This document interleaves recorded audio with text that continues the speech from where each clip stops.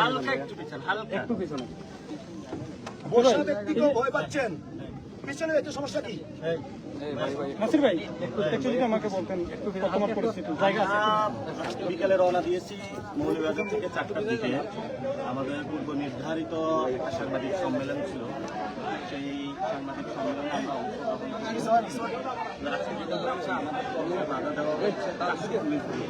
যখন আমরা পরে আমাদেরকে বালু ট্রাক দিয়েও বাধা দেওয়া হয়েছে, যেটা আমরা করিয়েছি। এরপরে রাস্তা দিয়ে বাধা দেওয়া হয়েছে।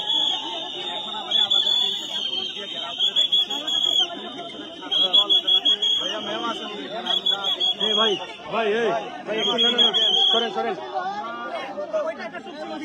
আমরা ওইখানে গিয়ে আমাদের যাদের চোখ কেড়ে নেওয়া হয়েছে তার মামলাটা করতে চাই।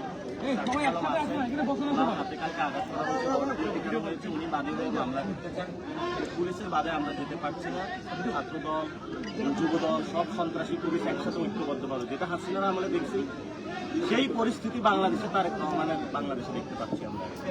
এবং এখানে সংসদের বিরোধী দলের হুইপ আছেন, আরও 2জন এমপি আছেন, হাসান আব্দুল্লাহ এবং মাহমুদ আলী আছেন।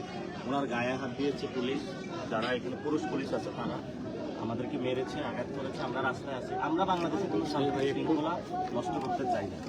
আমরা চাই ওইখানে গিয়ে মামলাটা করতে এবং আমরা বলেছিলাম যে এখানে তো 144 দ্বারা জারি নাই, তাহলে এখানে কেন আমাদেরকে বাধা দেওয়া হচ্ছে? ওনারা কোনো উত্তর দিতে পারছে না। তো বলেছে ঊর্ধ্বতন কারা, সেটাও নাম বলে না।